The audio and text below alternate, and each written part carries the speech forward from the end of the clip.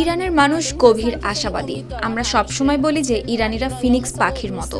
আমরা সবসময় ছাই থেকে উঠে দাঁড়াই এবং নিজেদের আবার গড়ে তুলি। ইতিহাস জুড়ে এটি আমাদের জনগণের স্বভাব।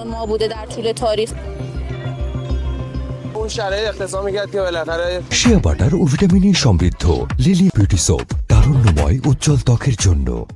কিছু মানুষ নিজেদের বাড়ি ছেড়ে চলে গিয়েছিল। সেই পরিস্থিতি তাদেরকে নিরাপত্তার জন্য চলে যেতে বাধ্য করেছিল, কিন্তু অন্যরা কাজের পরিস্থিতির কারণে স্বাভাবিক জীবন চালিয়ে যেতে বাধ্য হয়েছিল। আমি ছিলাম সেই দ্বিতীয় দলের মধ্যে এবং যুদ্ধের সময়ও একই দৈনন্দিন রুটিন বজায় রেখেছিলাম। এখন যুদ্ধবিরতি হয়েছে এবং পরিস্থিতি স্বাভাবিক হয়েছে। জীবন আরও সাধারণ হয়ে উঠেছে, আসলে আগের চেয়েও অনেক বেশি স্বাভাবিক।